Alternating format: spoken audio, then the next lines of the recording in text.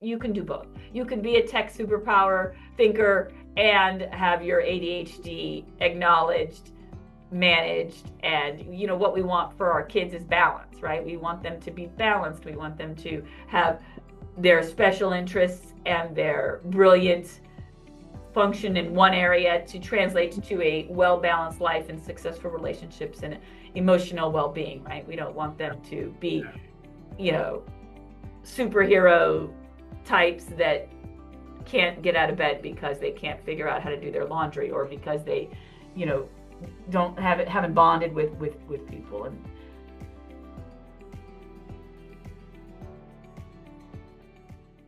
hello, everyone. I'm Tony. And I'm Casey. And welcome to Anthony's Way, the Road to Kindness, and our YouTube podcast channel, The Way Forward, a Kindness Mission.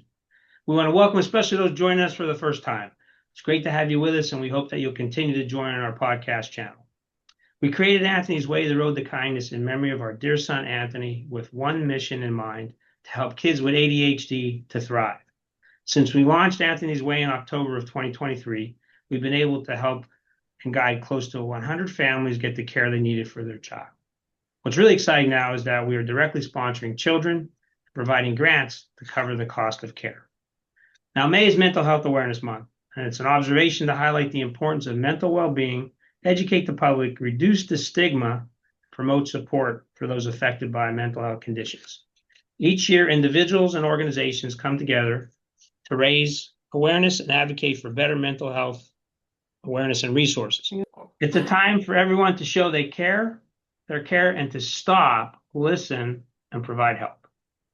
And this month, we ask, what can you and what will you do, those listening to our podcast, to do differently to support those with mental health struggles? Our role with our podcast is to bring the leaders to you, leaders in the ADHD arena, mental health arena, and to share alternatives that may help. We do not support or recommend specific treatments or medication. It's a family decision. Our role is to raise awareness and to always be kind. So today we have Kelley Jensen with us. Welcome, Kelley. Hi, guys. Nice to see you. Great to have you with us. So Thanks Kelley for having me. Oh, absolutely. Kelley Jensen is the Chief Marketing Officer with Brain Performance Technologies. Her journey began when she was exploring treatments options for her son with autism and found something most people have never heard of: a non-invasive brain stimulation called transcranial magnetic stimulation, or TMS.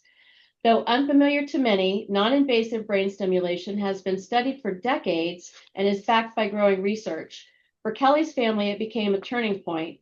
Brain stimulation improved her son's daily functioning and their family life, ultimately inspiring a new mission.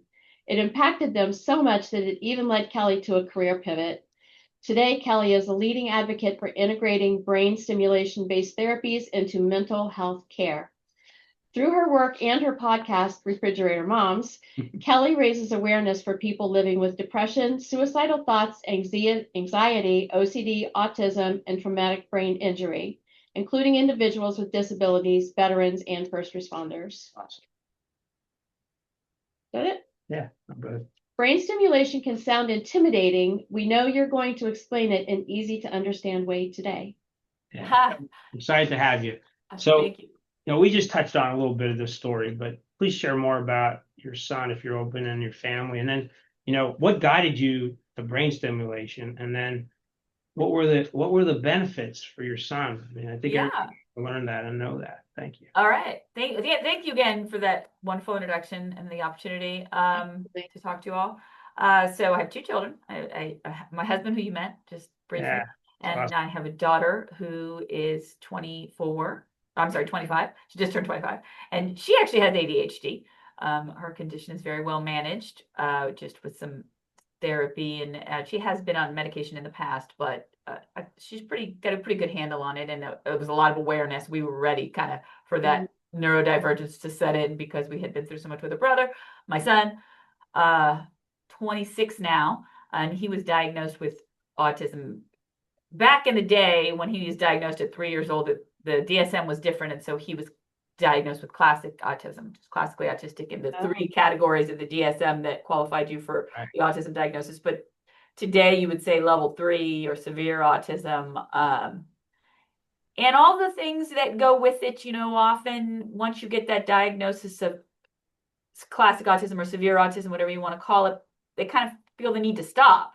But he had definitely had ADHD. It was obvious, he had to be on stimulant medication for most of his school career. OCD, they would say, well, this is the rigidity of autism, but it was really OCD. And depending on what he was going through, depending on life's changes, the OCD would tick up and down. Sometimes it would just be the rigidity of autism, and sometimes it would manifest into very, very maladaptive behaviors. When he was 22, he had aged out of the school system. I had sent him to a residential like a residential learning center. It was across the country. I was in the tail end of COVID, and I was just desperate to do something different for him. He was super depressed because his sister had gone off to college and he didn't have any experience. He was doing these online Zoom classes. It was not good for him. So I found this school in Massachusetts. I'm in California. And while it was a wonderful experience, after 6 months, he just got far too homesick to be there. And he started really lashing out and acting out. And so we had to bring him home, and grateful for the opportunity, grateful for him to have the experience of being away from home, but needing to regroup and figure out what came next because school was done. And he was really torn about coming home because he loved it. It was a taste of independence. And though he couldn't be there, he was disappointed in himself that he couldn't be there. And so all of the anxiety and rigidity was manifesting into severe OCD. He was developing this hoarding problem. He couldn't leave the house without more and more stuff. And first it was 2 bags of stuff. Then it was 3 bags of stuff. And then it was, we're going to the grocery store and you're packing a suitcase of clothes to go to the grocery store. I mean, it was just getting worse and worse. And one day he had a severe meltdown in the grocery store because he couldn't not load the grocery cart. He just kept putting things in the grocery cart, and it was a meltdown, and I was desperate to help him. And I had him on every kind of medication you could think of that was prescribed, on label, off label, whatever, but nothing was helping. And so as we do, I started Googling, forget about autism, what treatments are available for OCD? And I right away, transcranial magnetic stimulation is FDA approved for OCD. What is that? Transcranial magnetic stimulation. Yeah. So transcranial magnetic stimulation is the third mental health treatment modality that nobody knows about. Everybody has experience I have. What's that? It is exactly what it sounds like. It is a magnet that stimulates the brain. It delivers a magnetic pulse. Usually they put the magnet right about here at a speed of 10 hertz, and it delivers a magnetic pulse through a series of treatments that you do over 6 weeks, 5 days a week for 6 weeks. Each treatment's about 20 minutes. Oh boy. And it is FDA approved for OCD. It's FDA approved for smoking cessation. If you know anybody that has had a terrible time stopping smoking, OCD, depression, major depressive disorder, migraines, and anxious depression. All that said, the thing that enjoys the most insurance coverage and the most common application for is depression. So, and when at the time when I was researching all of this, it was the depression in those 18 years and older. Since the very short time I have been in the business of transcranial magnetic stimulation, age requirement has dropped from 18 to 15. So now those teenagers that have been diagnosed with depression, ages 15 and up, are covered through their insurance plans. Every single carrier has a little bit different way of authorizing it, and can be kind of a maze of getting that coverage. But generally, the clinics that you'll work with, the TMS clinics, usually through psychiatrists, will help you navigate authorization. So I'm, Googling all this. Well, can an autistic person do this? My son is a bit quirky, and somebody coming at him with a magnet is, going to be, is he going to be able to do that? That was my kind of my main concern. And yes, of course, autistic people can do it. It's, and it's even covered by their insurance if they have a comorbidity of depression. Interesting. Well, or in his case, I could have done, he did have a comorbidity of OCD. Well, what about, is there any clinics that work with autistic people specifically? And because I was, again, worried that he would need a little bit of patience from the neurotech that was going to be coming at him with a magnet. And I found that there's actually a treatment protocol, a TMS treatment protocol that is a little bit different than the standard TMS, and it's called MERT. And it is gravitated by the autism community because it's personalized, and the neurotechs have a little bit more training in autistic people. And there was one clinic in our area, and I said, "That's it. We're trying it. I'm done with everything we're doing. We're going to try this." And my husband was, of course, very supportive, but he was skeptical, as everybody else that has ever tried anything off-label for autism is and should be skeptical, right? I mean, there's a lot out there, and it doesn't all work. So that was our journey. And then, like I said, we were doing a personalized version of TMS, and it was 5 days a week for 6 weeks. And it was about an hour from our house. We'd have to drive up there every day. Oh, wow. Which was a lot, but it was fine. Again, we didn't have a whole lot to do because he'd aged out of the school system, and he was, in a way, very quickly though, I started noticing little things. I started noticing that he would get in the car and he didn't have to have 12 bags of books, toys, games, puzzles, clothes. Yeah. So to me, that was like, I was hooked already, at week 2 when I started noticing that. And my husband was a little bit more skeptical. We definitely started noticing that he was willing to try new foods. That was sort of strange for us. We were like, wow, he's picking up a piece of, fruit. One of my pieces of fruit. Wow, that's a peach. He's never eaten peaches in his life. That kind of thing. And my husband did notice. It was impossible not to notice little stuff like that. But he didn't know that it was necessarily conclusive evidence that the treatment was working. And then probably towards the end of treatment, so the treatment is 6 weeks, and then a lot of times people say the biggest gains come after treatment is over, after the brain wave patterns have been reset. It's had enough time to take effect.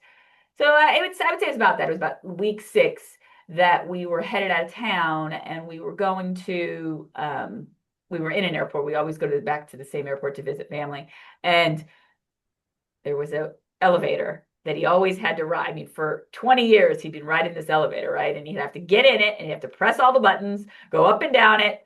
I don't know. I can't remember what his routine was, but it was 4 or 5 times in the elevator. And it took us an extra 20 minutes to get out of the airport every single time. Mm-hmm. And this day, he walked right past the elevator, went right down the escalator, and walked outside. And it was, there was no missing that. My husband's like, okay, that is a big deal. And I had to excuse myself to go to the bathroom to cry because I was, like I said, I've been in that elevator for 20 years.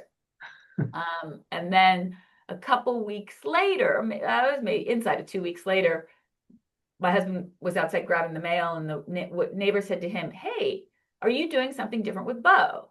And my husband said, "Why do you ask?" And he said, "Because I had the first conversation I've ever had with him." Oh, nice. He said, "Hey, Roger, how you doing?" And I was shocked. And so whatever you're doing, keep doing. And then my husband started crying. And that was his watershed moment, right? And that was it. And we were hooked after that. And we have invested. We called the doctor and we said, "Gee, can we be involved? I just want more people to know this is out there. This is not a cure. I want to say that right away. It's not a cure for autism. It's not a cure for ADHD. It's not a cure for depression, but it's another tool. It is medication, therapy, brain stimulation. You have access to all 3. You should know about all 3. And I just want everybody to know that, right?" Mm-hmm. So, we had started with just doing some simple, parents could call me and ask me questions. And then one day the doctor called and said, I really love being a doctor, and I really hate being a businessman. I don't want to do marketing. I don't know how to even tell people about this. We're always struggling with that question. Yeah. Why haven't I heard of this? He had no idea how to get the word out about it. He really wanted to work with veterans, first responders, people who are active duty military, because this treatment is very consequential to them. It's very helpful for them, and they don't know about it. And it is covered by the health plans that are specific to them. And so, there's transcranial magnetic stimulation machines sitting in most VA hospitals going unused. And so he had all these goals for himself. He was sick of payroll. So my husband and I kind of joined, rolled our sleeves up and started Brain Performance Technologies, which is how we are in service to his medical corporation. And, the rest is history. And I sent you guys this Start Me Up paper. I wrote it with my fellow podcast friend, and it is kind of like a 411 about brain stimulation. And okay. I want you to make it available to anybody and everybody in my quest for anybody and everybody here learn about this. I just want people to know about it. Yeah. So did you send a link to that? Because we'll put it. I did. I sent that over, and then also if you have any trouble, just let me know. And people can reach out to me anytime at ask at the number 1 B as in boy, P as in perfect, T as in Tom.com, and I will. Ask the expert. Just to get the word out, right? Again, I'm not an expert. I'm not a neuroscientist. I'm not a psychiatrist. Well, you're more of an expert on it than we are, because we're just now finding out about it. And why is that? Like, do doctors recommend it, or is it like a best kept secret, or? Yeah, I just think the default has been medication in this country for a very long time. It was developed in the 80s in Scandinavia. This paper is cited. So in the back of this paper, you've got all of the relevant studies, and there's a timeline of when each modality got FDA approval. So I think that for a lot of people, they just weren't told about it. There are a few insurance carriers that don't require psychiatrists to prescribe it, but the vast majority of insurance carriers want psychiatrists to prescribe it. And so that's a problem, because we don't have very many psychiatrists in this country. Exactly. And many of the ones we have are not appointed with insurance carriers. And the ones that are appointed with insurance carriers are trained in medication, and they're not trained in this. There's not very many psychiatrists. So that is changing slowly. But it's slow, and we need to, as consumers, we still have consumer-driven healthcare in this country. And as consumers, we have to bring stuff like this to our doctors and say, hey, I want to try this. It's drug-free, non-invasive. I've tried the pills. I want to try something else. Exactly. It's really about advocating for your son and for your family. Absolutely. We promote so much. We want people to advocate for their child. So absolutely. So share a little bit about the team at Brain Performance Technologies and how So I touched a little bit on the work with autism, because, like I said, the autism population is very specific, and they're a little bit quirky people, and this is off-label for autism. So if you're looking for insurance coverage, it would be those folks that have an autism and depression diagnosis and are 15 years of age. But our patients find us, and children can be treated as young as 3. I'd say the average age of the children we treat is about 6, somewhere between 5 and 6, about 5 and 7 maybe. They do very, very well. But the neurotechs are very well suited and have a lot of experience dealing with autistic children. So, they come in, and the parents are like, there's no, kind of like I was, there's no way that kid is going to sit for a magnet on the head. And, they have all kinds of tricks and games they play. They sing songs in between the treatment. They put the TV on, there's snacks, and it's, it's a little bit like going to see an occupational therapist, or like going to a dentist. I don't know how your children were when they were little kids. They needed stuff on the ceiling.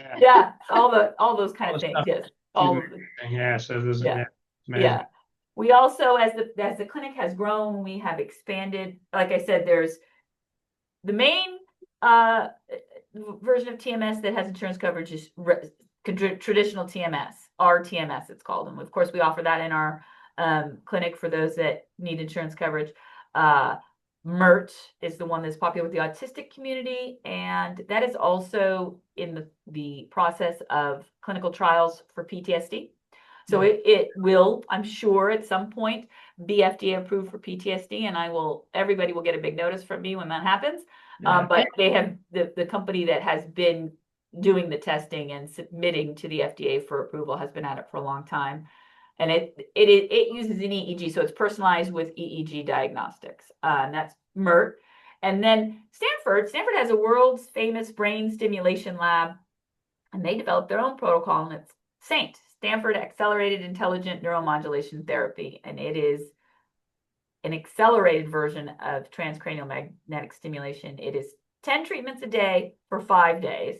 Very intense, very effective at suicidal ideation. So folks that are depressed and having thoughts of suicide, it is extremely effective for that.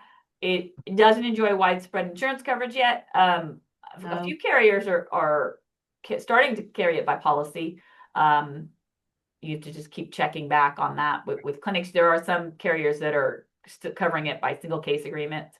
And Stanford licenses their version of TMS through a company called Magnus Medical, and you can find, we offer Saint in our clinic, and you can find information about Saint in that paper, or through, if you go by going to Magnus Medical and finding providers. And there are several around the country and growing rapidly. That's awesome. Stanford's always coming along with. Yeah, they are, and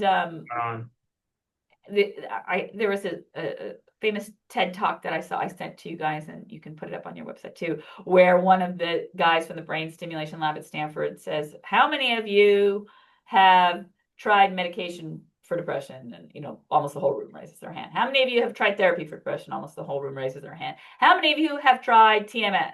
Like one or two hands go up. Yep. So this is what we're doing. We're all working together to let people know that this is out here. And again, it's not a cure. It is a tool. It is the third treatment modality. It is something to look into if the medication effects are too great, if you have plateaued, if you just have not moved forward with the treatments that have been offered to you. And a lot of what, just for the audience here, a lot of what you're talking about, these are comorbidities for ADHD too.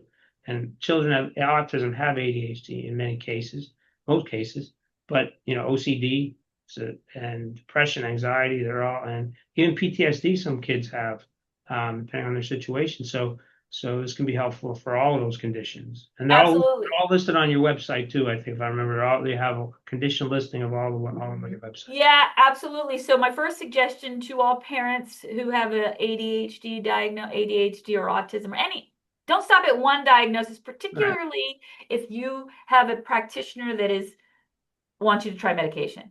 You have to try medication, fine. But if your child is being given an SSRI, ask if it's appropriate for a depression diagnosis to be layered on top of the ADHD diagnosis. Because if they're being medicated for it, they should have the diagnosis for it, so that maybe one day they'll be eligible to do TMS, right? They might meet the age requirement. As a practical matter, I can tell you that we had in our clinic, I've had a child that has ADHD. It is off-label. There's nothing I can do about that. But I did send you some summary studies. There's about 8 quality studies that are out there supporting use of ADHD in children. And I know that it's studied all the time. So if you're curious, it's always a good idea to check in with teaching hospitals where they do a lot of this study. Okay. Because sometimes they run clinical trials, and there are a few that they're doing on kids ages under 12, but you can usually find one kids age over 12. And I know that there's only so many areas of the country they're doing that, but keep your eyes open for it, right? Do you have any statistics on the success of it, on the success of the study of the stimulation? Sorry, my brain's dead. Sure. So it is about the same as the medications. So the success rates of the medications is somewhere between 30 and 40%. The success rate of TMS is somewhere between 30 and 40%. The success rate of Saint is much higher. It is as high as 75, 80%. Oh, wow. And that's because it's a condensed version. I mean, I'm not a neuroscientist. I shouldn't say that. But I mean, you can see that makes sense, right? You're doing it in 5 days. Right. Logistically, it makes sense. The normal treatment is 5 days a week for 6 weeks. So that's 30. Sometimes the carriers will pay for 36 treatments, but this is 50 treatments in 5 days. So, I mean, there's your answer, right? Just as a layman. It is the most effective version of TMS available is Saint. Does it always go in the same spot, which is you put your hand there. It's like the frontal lobe, right? Of the well, the MERT one that's personalized, they can put it. The standard TMS is just it's always here. I might have it on the wrong side, but it's one area of your forehead. MERT, sometimes they do the back of the head, and that is determined on the results of an EEG. During treatment for MERT, they do the EEG before treatment starts. Parents are like, there's no way my child's going to sit for an EEG. You'd be surprised. They do. They would put these big caps on their heads and distract them, and it's pretty amazing actually the neuropsychs can do. So the before treatment starts, they do an EEG, and then they determine where they're going to put that magnet and how fast it's going to go. And then after 10 treatments, they do another EEG, tweak the treatment plan, and then after 20 treatments, they tweak the treatment plan again, and then the end of treatment, they'll do one more EEG. And sometimes they'll elect to do another week of treatment. So that's the version that's being studied for PTSD. But it's off label for everybody right now. There's no insurance coverage for MERT. That said, I mean, we're hopeful that knock on wood, one day there would be. SAINT is a little bit more precise than the standard TMS in that their diagnostic is a functional MRI. So that measures blood flow. So you go and you get a functional MRI, and it is targeting a specific region in the brain. And so, and that's a little bit different on everybody. And so then it's the same machine that they have in regular TMS, but a camera is added to it so that it can pinpoint exactly where they're going to deliver the pulse. So that's a little different and quite fascinating and definitely above my pay grade. So if you are a cool science geek or scientific minded at all, I encourage you to look at the paper for all of the relevant studies, and you can read the specifics of it, and you can find all of the doctors talking about it. They want everybody to look at their TED Talk, look at their YouTube videos. It's not that they're not putting it out there; they're putting it out there, and it won't be hard to find. I promise. If you want to know all of the nitty gritties. Has the doctor so if I heard right, this is the doctor you work with for your son? This is the doctor that I work with. Well, in our clinic, we have our doctor that worked with my son, and he is a retired emergency room doctor. Okay. And again, some of the carriers will work with him, and then we also have partnerships with interventional psychiatrists. Interventional psychiatrists are those that are trained in neuromodulation. This is under brain stimulation is under the umbrella of neuromodulation. So for carriers that require psychiatry, they will go through our psychiatrist referrals. But the gentleman that treated my son, he's been doing MERT for many, many years. And he works out of and he's also been doing traditional TMS for many, many years. And so those protocols, he knows very well. He's learned the SAINT protocol, but that has to be referred through a psychiatrist for the insurance carriers that require it, or that offer it. But he's, in the office overseeing our SAINT patients all the time. So, yeah. So does it work for everyone? No, it does not work. 30 to 40%, I think, and then 75 or 80% for the SAINT one, right? So how do you track? I mean, how's it tracked? Do you have them come back for follow-ups, or what happens in the process? If they go through the 6 weeks or go through the 5 days, what happens after that? If they don't get relief, then they have to go back. They have to go back to their psychiatrist. We have had a couple of cases where people have tried traditional TMS, hasn't worked for them, and they have gone back to their psychiatrist, and then they have made the case to do SAINT, to do the SAINT protocol. We've had that.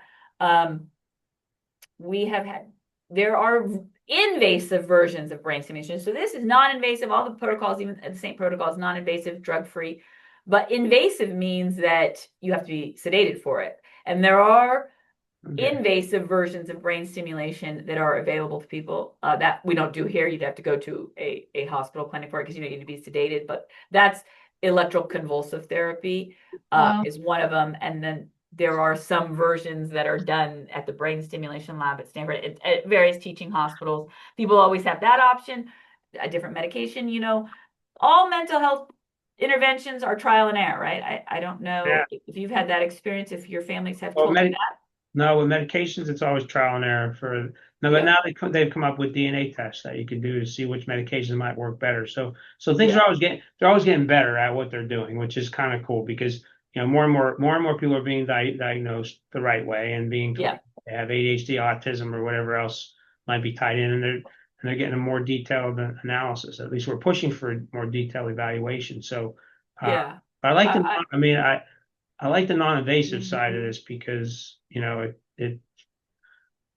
lot of people don't like invasive. I don't like invasive, but I don't either. And if the worst thing that's happened is it didn't work, you're not, I mean, other than the cost, which, there's nothing we can do about that. right, But if it didn't work, that's different than if it's a detriment, right? right, That's, and that's, I mean, when my son was young, we had a medicine cabinet littered with the failed medications that yeah, didn't work for him. And, now, since he has done brain stimulation therapy, he's down to 2 medications. I'm thrilled. I mean, at one point I had him on 4 different classes of drugs, none of them working particularly well, and now we're down to 2. The 2 that we have are on a lower dose. They're working better. He is graduated to an apartment. He's living in an apartment. He has to have, of course, he has to have care. He's not living in. right. We tell him he's living independently. He's it's a regular apartment. He's just, got a caregiver. I mean, Not that's living a with major mom and life dad. change. Yeah. Yeah. I mean, that's a definition of progress, right? Yeah. So, and then the other thing I want to say that's important is that I talk about doing all 3.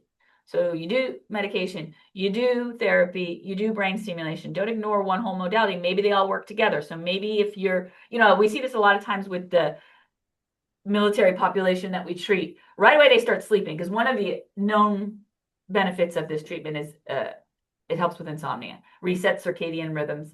So it helps with insomnia. So right away you start sleeping, so you're automatically in a better mood because you're sleeping better, right? So you're sleeping deeper. You're getting the full cycle of the full sleep cycle, they call it, right? So that's the first thing they notice, and that is, for some people, that's worth the treatment right there. That's Absolutely. Yeah. even if they the second thing is that maybe their medications are working better. And then the third, which I think is extremely important, is that the therapies are easier for them to stick with. So, there is no substitute for all of these interventions that help us get to know ourselves, that help us develop positive coping mechanisms, positive communication strategies, that help us regulate ourselves, that learn good habits, executive functioning. All of these things there's no way to them but through them, and you have to learn it, right? And for some of us, it takes a little bit more work than the others. But one of the things I'm most proud of is that many people have told us that after doing treatment, they've started enjoying going to therapy. They've started, the progress kind of starts to mushroom, right? Yeah. So when you see progress, it begets more progress, right? You get some benefit of therapy, that you get a light bulb moment, and then you want another light bulb moment, and then you get the kind of wind behind your back, and before you know it, you've got a whole new outlook on life. And I think that's important, right? What are the requirements to get TMS? Like, what are the requirements to be able to get this treatment? To get it covered by insurance. So there are some. Does there have to be like a prognosis or a psychological evaluation done, or? So, well, first of all, let's just take the machine itself has some absolute contraindications. So it's a magnet. So you can't do it if you have magnets in your body, right? You can't do it if you have, something that conducts a magnet in your body. No pacemaker. No, some of the guys and gals that have been in the military, they've shrapnel around their body, and depending on where it is, that's a contraindication. That makes me very sad. Pacemakers, active seizure disorder. So some people have active seizure disorder that's not well managed. Cochlear implants, people who have those in. So the first thing is you can go to Brain Performance Technologies website. They're all listed there. And make sure that you don't have any of these absolute contraindications. If you're not sure, always ask a doctor. Some of manic episodes, bipolar episodes, schizophrenia, these things are definitely, contraindications. Don't assume, though, that if you have one of those mental health disorders, there's not a version of brain stimulation that might help you. I would still encourage you to at least have a conversation with a psychiatrist about it. So that's the first thing, is the contraindications. And then to obtain insurance coverage, the most common requirement is depression, a diagnosis of depression, failure to make progress on 2 medications. Again, each insurance carrier is different. They all want something different, but failure to make progress on 2 medications. So if that has happened, and you are with a psychiatrist or a psychiatric nurse practitioner, or you're getting your SSRIs from a general practitioner, then it's time to ask them if you can try this. And then the pathway for authorization looks different for everyone. You might have a psychiatrist that doesn't do it. We had one patient. No, we've had several patients that have had this story, but one in particular stands out, that they had those suicide attempts, and they had been paying their psychiatrist. The family member was, frantic to try to do something different, and do the same thing I did, was Googling, and found the same protocol, and the psychiatrist was like, oh yeah, that would be good. You should try it. So, there was like, why didn't you tell me about it? I'm paying out of pocket all this money. And that's an unfortunate thing, but Sure. well, most of the time we find a lot of things ourselves, like you did. I mean, yeah. And when we started building this, we found ADHD life coaches, which we had no idea. So we believe in a holistic care plan. Plus, medications are part of the first therapy, and then therapies next. And so there's different kinds of ways to help. But this is one more add-on that can definitely help kids with ADHD. And it sounds like from 15 and above, if I heard you right. Right. If you've been diagnosed with depression, it's 15 and above. You're eligible for 15 and above. I really encourage the teens. Do awesome. They don't have a lot of negative coping mechanisms yet. Their brains are still very placid.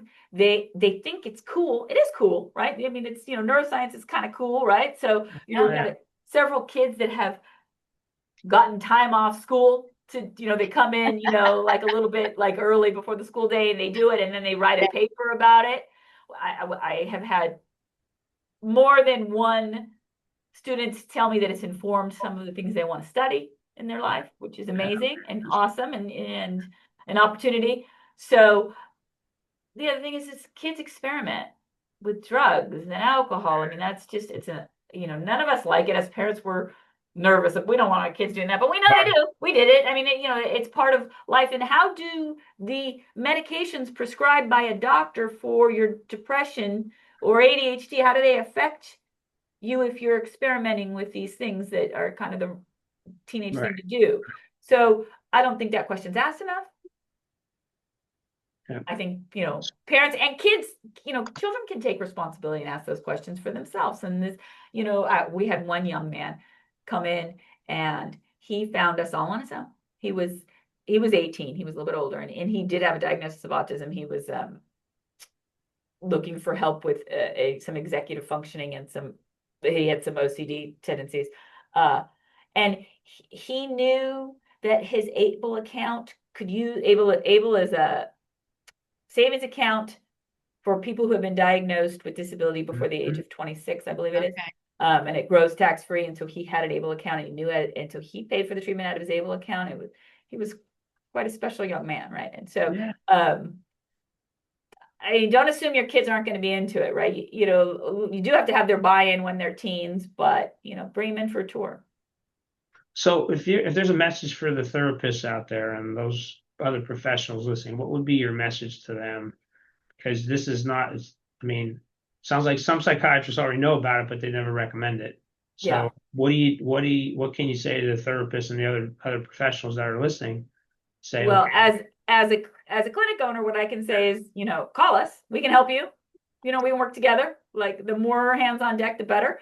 We've had several psychiatrists that have been grateful because they know about it. They studied it. They want to do it, but they're maxed out.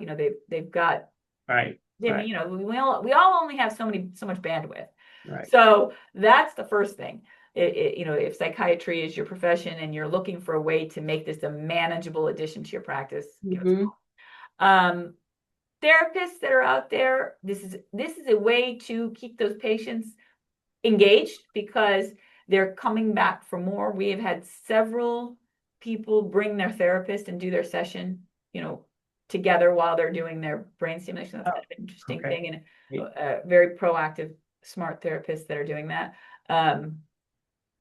It is a complementary modality to what you're doing. Okay. Are there any misconceptions about brain stimulation?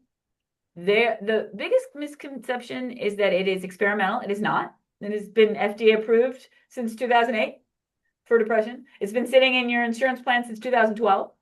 That's the biggest misconception I would like to clear up. It's not alternative medicine. It is drug-free and non-invasive, but it is standard medicine. Yeah. Standard medicine. Cool. Just unknown. Yeah. Yeah, but it sounds like you've got some statistics to really back you up, though. I don't have them. These wonderful researchers, the men and women who have worked so hard to, clear the hurdles of that, evidence-based medicine they have done the work. I'm just helping them get the word out because they're great at what they do, but they're not great at marketing. I gotta believe that Stanford has detailed stats on how SANE has been working for them. They do, they do. Like I said, I curated the ones that moved me, but there's more out there, and you can do a deep dive into all of them. So tell us about any ADHD, specific ADHD and depression kids that you've worked with at your clinic. Are you aware? A lot. Yeah, a lot. So the kids who have ADHD, they almost always are coming with some sort of an autism diagnosis. Yeah. And they're struggling a lot of times with executive functioning. They're kind of disorganized, and they've tried everything, and a depression has set in for most of them from the people that we have treated in our clinics. I know that that's sort of anecdotal because I'm just, we're just one clinic or one company, but ADHD, in my opinion, has become sort of pop culture, too much of a pop culture reference, and people don't really understand how debilitating it is for young people, right? It's a very real neurodivergence. It is a struggle, and in children and young adults who have it weighs on them, right? It weighs on their psyche, it weighs on their self-esteem, and we should give them all the tools they can to manage it, learn about it. My daughter, I feel like when she was diagnosed with ADHD, hers was in college. We were all kind of ready for it because we had kind of suspected, but she was always high functioning enough to where it didn't seem to matter. But then she got to college, and the added layer of being independent, she was a couple states away, and she was doing, managing yourself at that end of the study, studying a rigorous academic. I feel like we were ready for the tools and the coaching. You touched on the coaching. She got a coach right away to help her, stay on task. And she also did TMS, and all of those things really helped. But not dismissing it as some cool tech bro pop culture thing that's going to make you a superpower later. I think that you can do both. You can be a tech superpower thinker and have your ADHD acknowledged, managed, and what we want for our kids is balance, right? We want them to be balanced. We want them to have their special interests and their brilliant function in one area to translate to a well-balanced life and successful relationships and emotional well-being, right? We don't want them to be, superhero types that can't get out of bed because they can't figure out how to do their laundry, or because they, haven't bonded with people. And I think that's great. It's great. So I saw on your site, what I really thought was cool was talk about there's one success story or one testimony that talked about the kindness in the whole facility. Share some of, how's kindness fit in your book and your vocabulary, and how does it fit into the practice that you're doing to bring brain stimulation? Because we're all about kindness. We want to bring kindness to everybody. We want to bring kindness to, we want people to choose kindness, and it sounds like the people that you're working with and the people that are there have. I remember reading one testimony about just the doctor's bedside manner was just tremendous. Yeah, we really, I mean, we're all here because he was an emergency room doctor for 30 years, and I don't think people have full reverence for how much an emergency room doctor sees, how much trauma an emergency room doctor We do. right? Like people don't understand what they go through, and he saw too much of it, and so he drives everybody to come at someone with compassion because that's how he learned to do medicine. That's a number one line of defense in an emergency room is right. coming at somebody with compassion. So that drives everything we do. And a lot of times, the parents come in here and they're overwhelmed.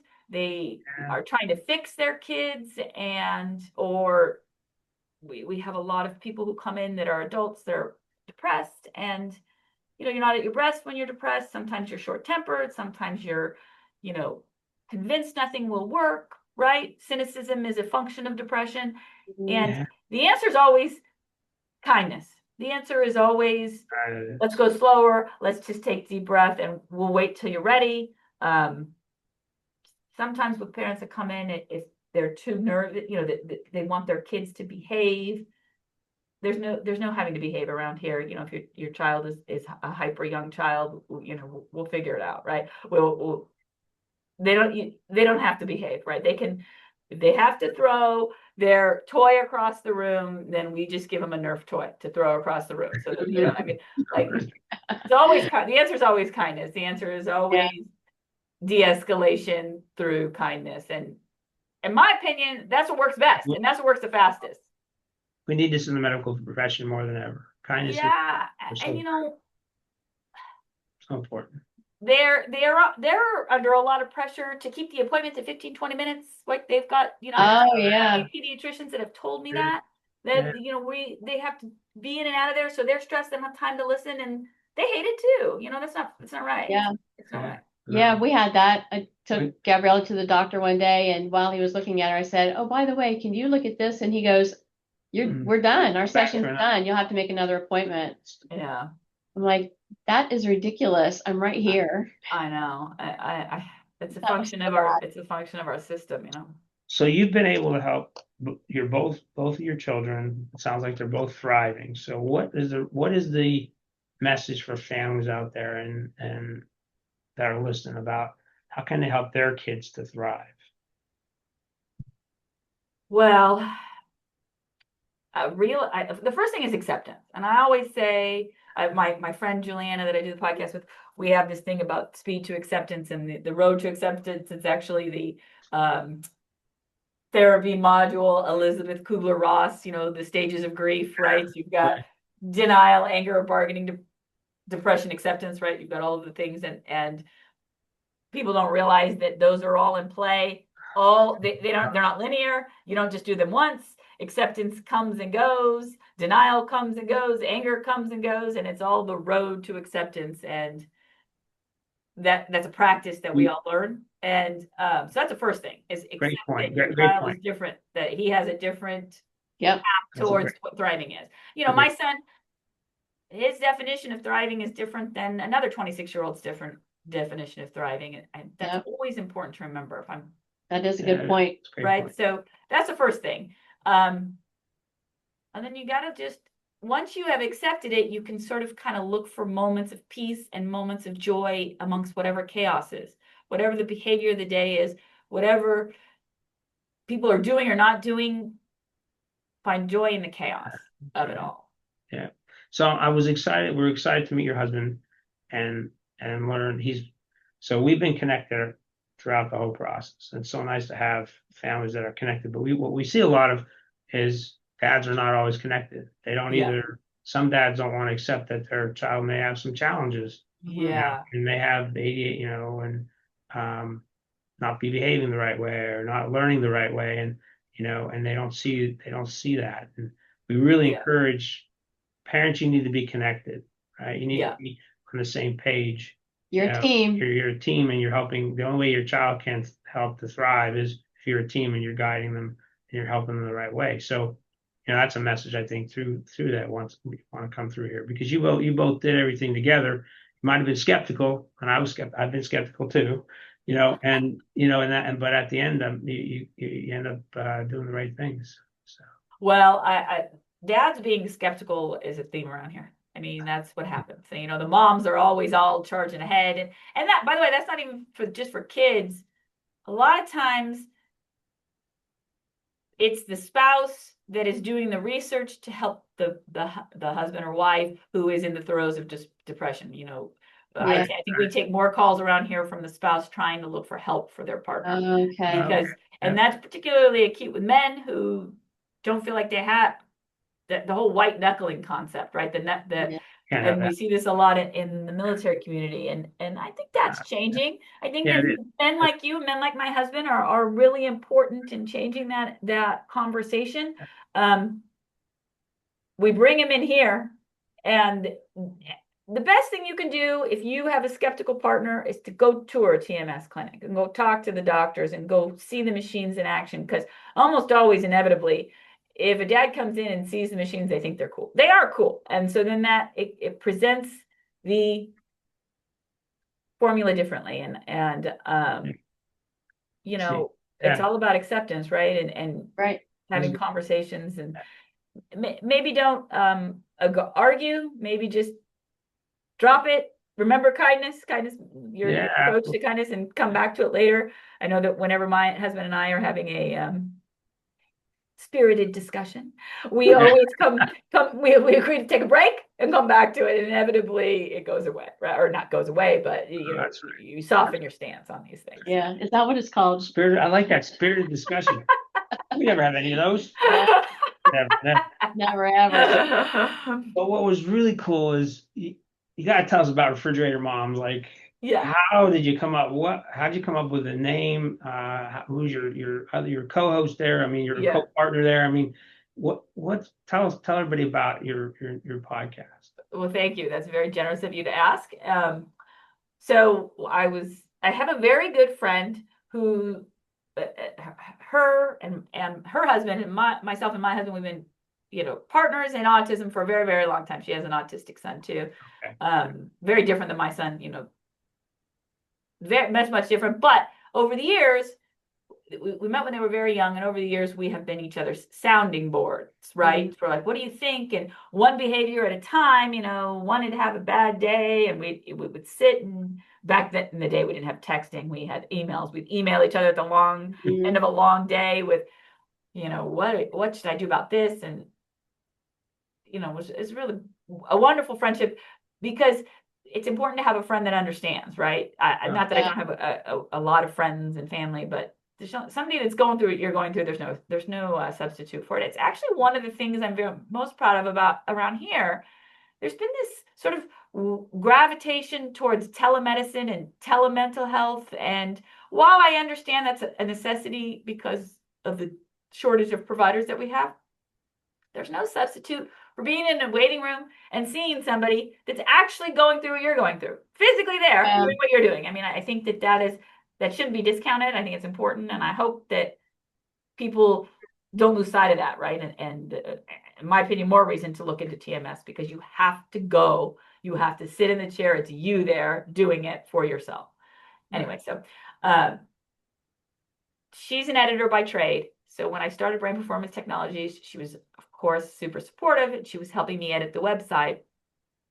We were sitting in my office, where I am now, and this mom knocked on the door, and she had a daughter that had gone off to college and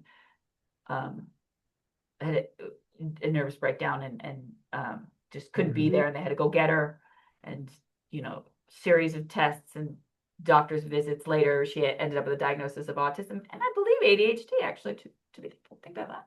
So she was the mom was racked with guilt. The daughter was doing treatment, and so she came in and introduced herself and to thank me for the opportunity, and then she just fell apart. She just started crying, and how could I have let this happen? She was just racked with guilt and replaying incidents over and over in her mind, and all the things that we all go through, right? And we sat with her and we kind of gave her the autism ropes, and, you know, we gave her some suggestions, and she left. And, you know, my friend said, you know, you need to do something about that. You know, these people, you know, need some sort of resources. And I said, well, I'm not doing it alone. And she's like, well, let's do something together. And the Refrigerator Moms was born. And I mean, right away, we picked the name because the refrigerator mom theory was the origin story of autism diagnosis. So back in the 40s, you would, a concerned mom would take her child to the doctor, and the doctor would say, this autism is caused by you. You are a cold mother. You are a refrigerator mother.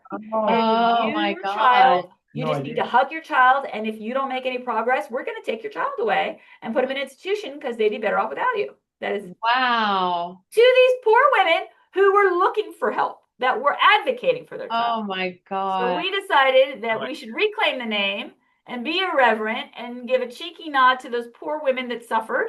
And the Refrigerator Moms is all about advocacy. It's all about, you know, trying things and how to, it's all in the spirit of the way we used to problem solve. We write these papers that we wrote this one. This is our paper about brain stimulation, but there we have papers on off-label treatments for autism. We have papers on applied behavioral analysis, pathological demand avoidance, screen time. We have a paper about screen time. We have papers on any kind of topic about parenting neurodivergence. And they're cited, they're researched, because my friend is, you know, like I said, a ruthless editor, that her textbooks too. So, you know, she loves a citation.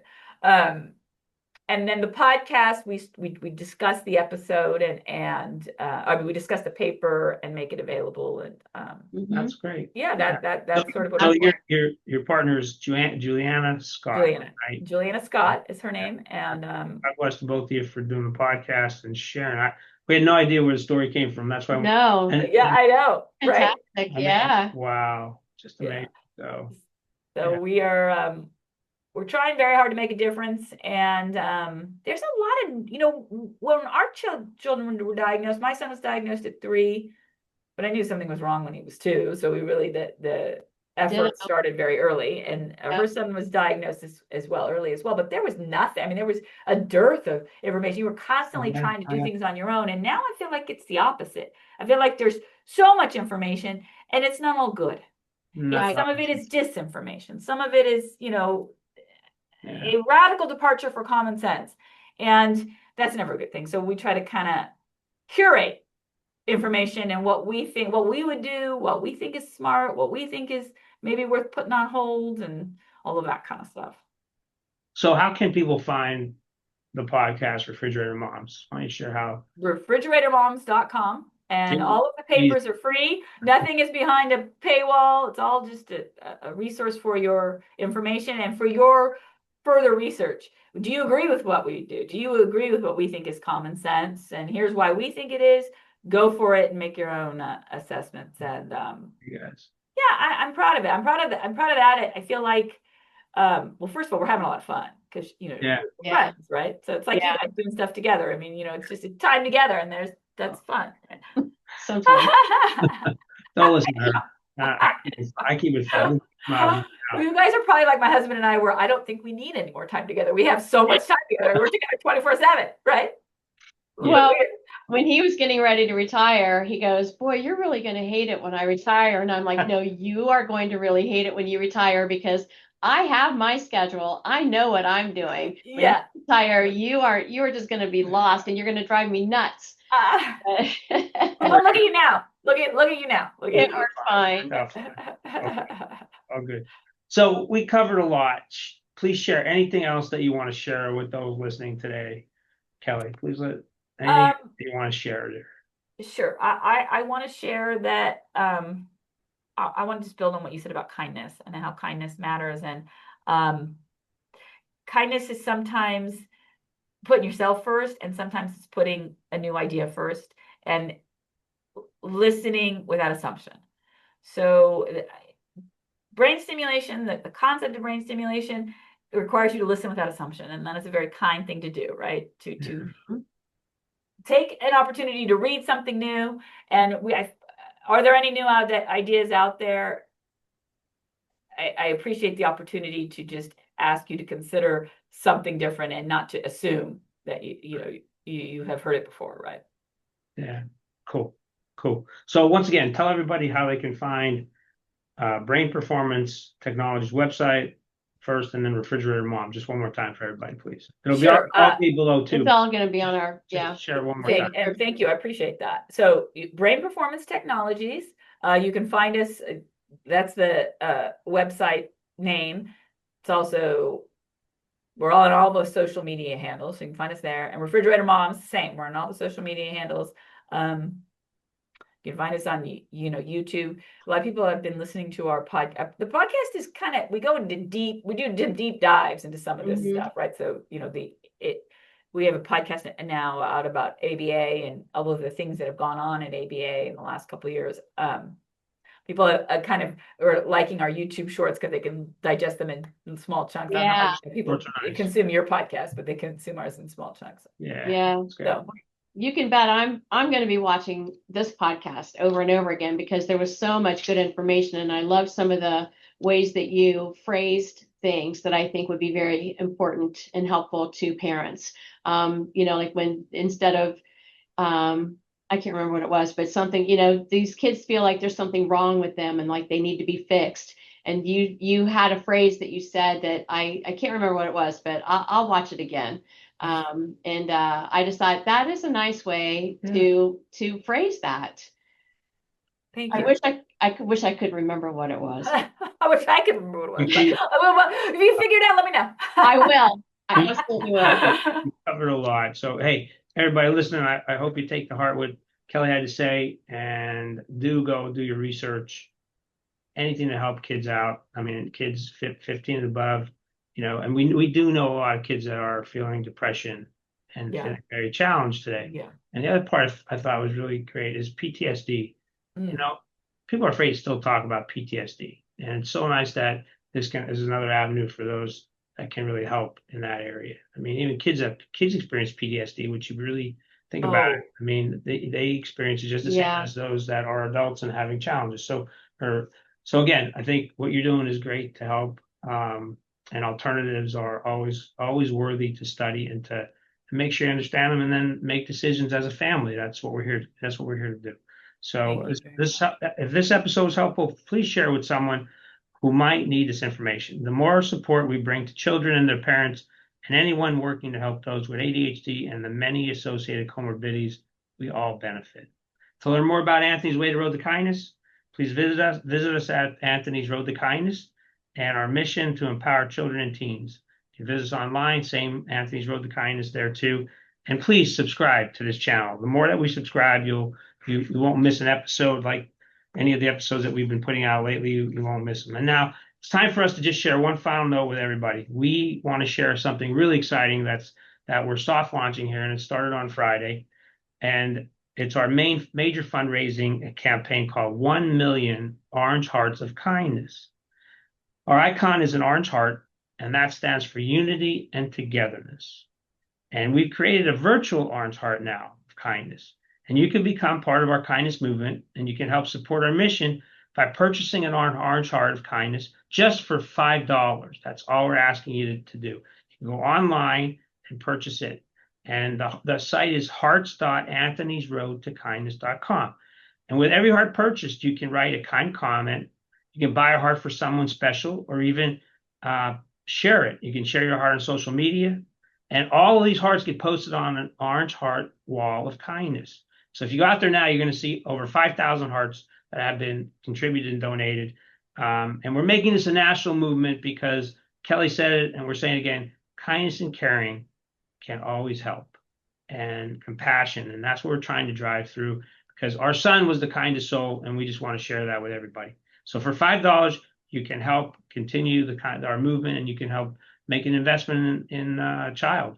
And all the money that's donated goes towards helping kids. Casey and I cover all the costs of running Anthony's Way to Road to Kindness. Your support helps a lot, can help a lot of kids, and we thank you for that. So today we want to close out like we always do with our motto, our family motto, which has been with us for a long time. And it goes like this: today is the best day of your life, and tomorrow will be even better. and life is better with you. So please, again, today is the best day of your life. Tomorrow is even better. Life is better with you. Post it somewhere, put it on your fridge, put it anywhere you could. And if you have a down day, go take a look at it. You should always remember that life is better with you because you are valuable, everyone. Thank you for listening. Wish everybody the best. Take care. Thank you. Hi, everyone. Thank you for listening to our podcasts. We hope you're getting a lot out of them. Now we have to ask you for your help. First, if you like our videos and podcast, please hit the like button and subscribe so you don't miss an important episode. Our team puts a lot of effort into bringing you the best leaders and voices in the ADHD space. And if you wouldn't mind sharing them, we sure would appreciate it.